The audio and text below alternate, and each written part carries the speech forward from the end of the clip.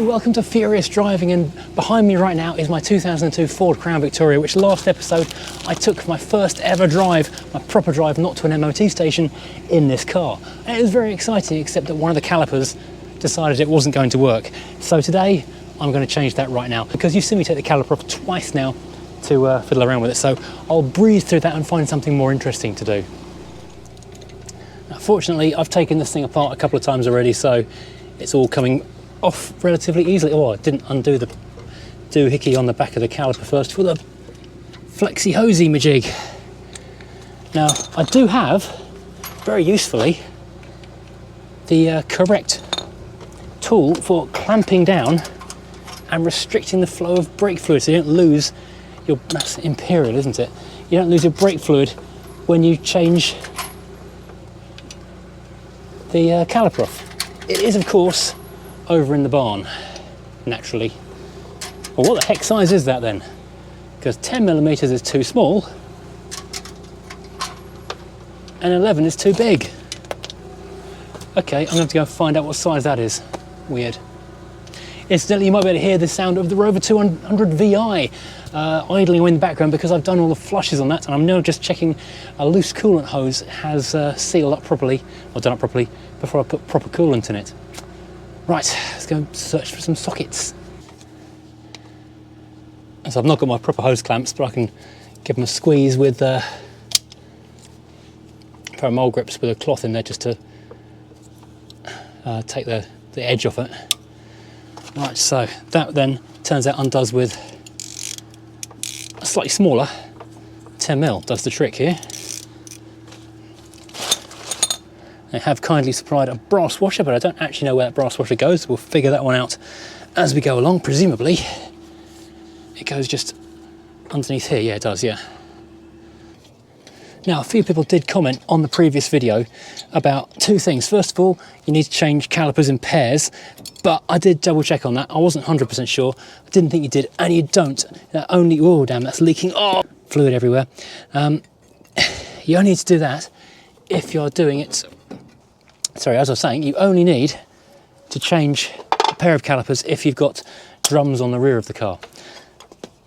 So, as I haven't got drums on the rear of the car, I don't need to do that. Let's find a bolt. Secondly, the other thing was I concerned, or actually I think they were saying definitely it would be the brake flexi hoses. Now, I have had swollen flexi hoses on cars previously. I did not, however, think this was the case today, because there are two pistons in there and only one of them seems to be binding up. The other one moves freely, the other one is sticking, so I think it's a single sticky piston that's still leaking fluid somehow. It's an 18mm, by the way.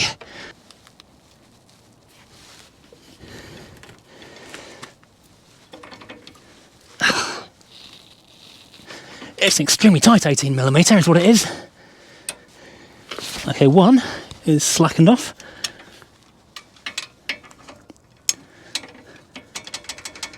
Two might need to go and get the heat extraction tool. No.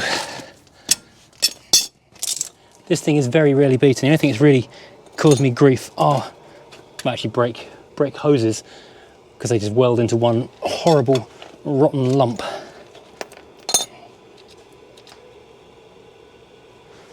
If I get this really good and hot, we should be able to get this thing out in no time. Now, the full-on breaker bar is actually a bit too long to get any access to it, so I can go with a shorter one that's still quite long, and hopefully the heat will do the trick. Let's give that a whirl, see how it goes. Oh, it's turning, there you go. Easy peasy. Just a few moments with the heat extraction tool, and what do you know? All your problems are over. That's the best tool ever. That would have been a proper fight otherwise.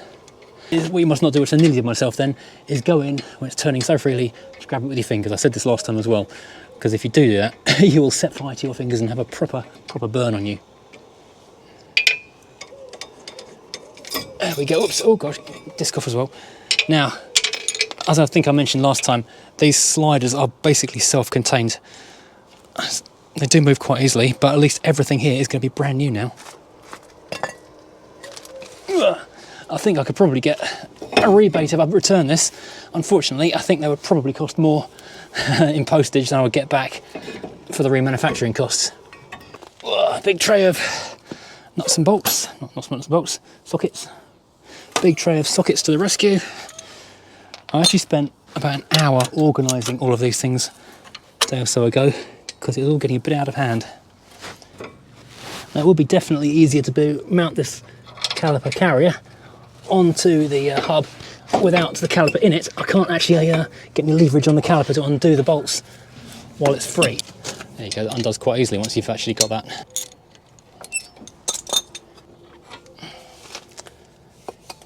Okay, now, new pads, or no, actually not new pads, the same old pads, but they were brand new, I think, in the US before the car shipped over here, because they look like they've never seen the road, or barely any miles at all. This is absolutely lovely, shiny, new, beautiful. The pads are all greased up from the last time I fitted them. Did I just do what I think I just did? Yeah, I literally did do that. I put it friction material out because I wasn't paying attention. Where's the smaller one gone? Too many sockets floating around the place, which I'm now sitting on. What tarnation have I done with that? Oh, yeah, it's that one. Okay, good. Good. Right, so make sure everything's tightened up on the back of that as well. Don't want this to fall off on the road. That would be a bad thing. Okay, now we can pop this back on here again. Where's the nut and block gone? Oh, I've lost a new washer. Of course I have. It was literally here a minute ago. Oh, come on. Okay, so I found the washer. It was stuck on the bottom of there because I'm an idiot. Oh, it was like that, wasn't it? Yeah.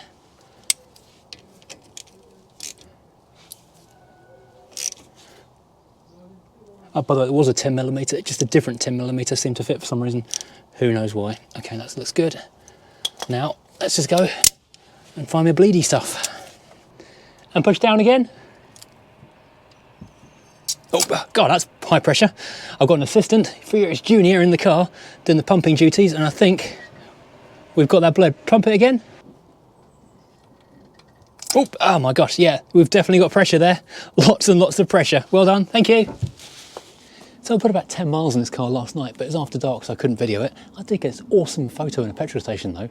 And after all that distance and a few checks along the way, the disc brake was still nice and cool. The hubcap wasn't on fire like it was before. So against all the odds, we've done a basic maintenance task that didn't quake all day, didn't lose me a finger, and actually went right first time. So who knew? Amazing. Well done me. Right, now the car is actually drivable, let's make it more pleasant to be in by sorting out that useless radio with a volume control that doesn't do anything. So I had a set of radio removing tools already and I've been moving them out of the way to get to other things for absolutely ages. Of course, come to use them, no idea where they've gone, so I've had to go and buy a new set, but of course they will work because they're easy and simple. And out comes the old radio, which is a doddle, but putting up a bit of a fight, but I guess it has been there since 2002. This slots in, and does it work? Yes, it does. Well, that was usefully and predictably another easy job. So I've done 2 working jobs today. Amazing. Working brakes. Now we've got a working radio as well. This is a bit modern and a bit high tech for a basic police cruiser, but it does mean we've got a cassette player if I want to play cassettes. I've got CD control. I can blue tack my little cop in front of the AM button because I'm never going to use AM, and she no longer flies around the car every time we go around a corner, which is good. I can't believe though how thin and tiny this little thing is though, this original one, but it's got no cassette, no CD, doesn't need to be any bigger. It's like the modern all DAB, all digital units really, but without any useful features. And of course, the great advantage here is, as I now know, the volume control works. It still does this thing where it skips the even frequencies, so it does mean you struggle. But I have got a Bluetooth to FM, plugs in the lighter, provides USB power for the phone, whole bunch of malarkey adapter thing which I use in the Mercedes, which I can use in here as well for long journeys. So we're fine, we'll just broadcast off my phone, get navigation off that and all. This is good. So we've now got a functioning car that stops, goes, plays music. Anything else to do? Oh yes, the indicators. The indicators are still flashing a bit fast, so I'm going to go have one more look at that resistor because that is quite annoying. Well, I have done a whole bunch of different things with those resistors. put it in series, put them in parallel, running them independently, running them together. But the only thing that actually seems to work is to steal the brake light bulbs and put them back in and run as incandescents. So yeah, I wonder if those are bad resistors that don't actually work, perhaps. Or if I can find some green incandescents. Ding, ding, ding. Right, yes, so just been down to the post office for the last time before the next edition of Junk in the Trunk. Check that out on Furious Tea Break if you haven't already seen Furious Tea Break. There's a really interesting episode about our holiday to Lundy on there now, which is a bit different for the channel. But yeah, we've actually had quite a good bunch of stuff come in for Tea Break this month. Not for Tea Break, sorry, for Junk in the Trunk. So I'll film that this afternoon or tonight or something and get that out to you at the weekend, I expect.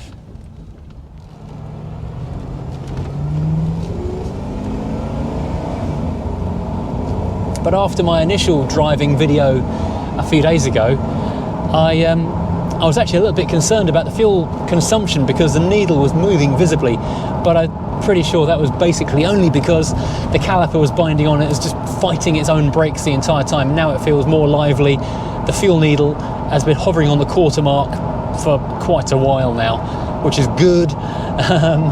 Be nice if it was hovering around the full mark. So yes, all is good. The brakes are fixed, the radio now works. I think I've kind of made the decision that as long as this car doesn't break in the next few days, I will take this one to the NEC, to the Resto show.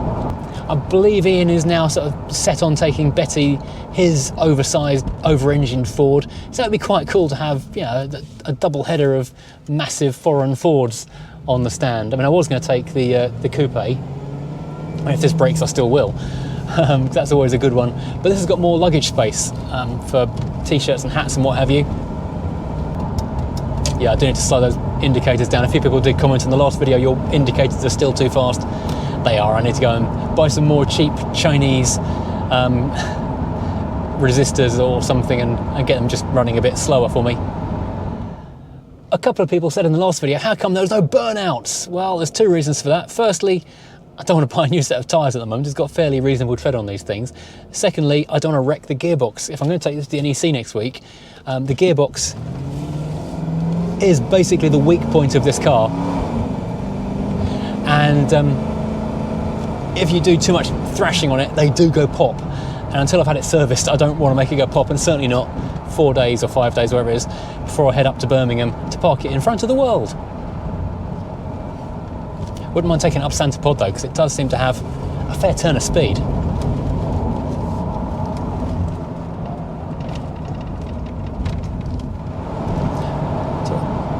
This thing feels wide even on a motorway. I've got a slight problem that the adjusters on the mirrors have decided they're not going to work, which means I can't angle the mirrors down far enough, because normally I like to be able to see a bit of the white line behind me so I can sort of tell I am within my lane if I'm driving a left-hand drive car. And they're pointing up a little bit. I've got a good view of the traffic, but not of the road itself. I'm wondering if the fuse has gone, so I'll check that fuse when I get back. That's one more thing to add to my list of stuff to fix. Now I'm back from driving it, I've had a look at the fuse, which is this one for the electric mirrors. It does a bunch of other things as well. And I kind of half thought it might not be working when I checked out what it did, because they all still work. It is a correct fuse. I've tried switching it with a different fuse, nothing different. I cannot find any reference on either the internet or the handbook for this car for a relay for these electric mirrors, because that's what I'm half thinking is now broken, because they're meant to be heated and mobile, but they're not. So I assume that's going through a relay somewhere, but I can't find any mention. If anyone on the internet knows where that relay is, then please let me know, because that would make my diagnostics so much easier. Oh, there is one more thing. I was walking back to the car after driving it around a bit the other day, and I saw this spring lying underneath it, which I thought, well, that's curious. And I happened not to have the handbrake on. I've never seen it with the handbrake off. And this is the handbrake cable, parking brake cable. And oops, this is a tensioner spring that stops it drooping on the floor like this. So I'm going to have to do some kind of cable tying, because now whenever I'm driving it, this handbrake cable is drooping. Okay, so I've got a cable tie off this body mount here. Is that a bit too tight? I think it's pretty okay.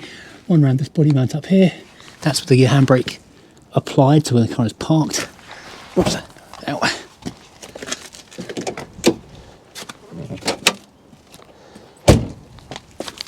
And then released, so it's not dragging too far down when the car's on the road. This isn't a massive surprise this has happened. I mean, it's slightly surprising. It's not the kind of thing I was expecting. However, the car's not really been used for about a year, maybe more. It's been sort of parking and moving from lot to lot, and it's probably never had the parking brake used in its entire life. So now I'm using it fairly regularly again, and actually using the handbrake, because that's what we do in this country. Well, it's not a shock something broke, but cable ties will do the trick until I work out what is broken and what to replace. Vic is becoming better, and it's actually been pressed into regular use this week. I've been taking it on all kinds of odd journeys up to Sainsbury's. Took my son and his rather confused friend down to Scouts the other night, and even to Sainsbury's, where it turns out it's bigger than the parking spaces. But what did you expect? Anyway, thank you for watching. I hope you enjoyed this little adventure in the Crown Vic, which is now very much a regular part of the Furious fleet. We've got a few more odd jobs to do to the thing coming up. Next time we'll be back on the 200 VI, because we've got stuff happening on that one, which is getting close to its MOT. Probably won't be MOT'd until after the NEC, because there's just too much going on to get that done in the meantime. And the MOT man is kind of booked up at the moment as well, so we'll fit it in as soon as we can. Need to buy tyres for it, need to do a couple of other jobs.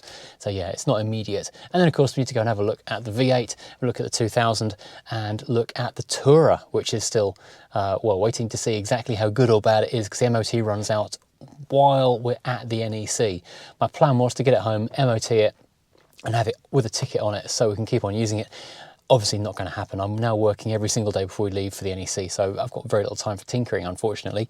Also need to keep on tinkering with the Alpha and get that through its test. I've been practicing like crazy on the brake flaring tool. Turns out it's quite tricky to get a really good flare, and obviously I want to get a really good flare on that one.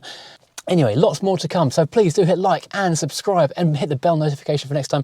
If you want to help support the channel, please do consider hitting the Patreon or channel membership button, which helps keep these ridiculous money pit fleets going, or hit the store link in the description below and look at the hats and the t-shirts, which I am wearing right now and drinking from. And if I don't see you before, see you at the NEC. Take care, everyone. Goodbye.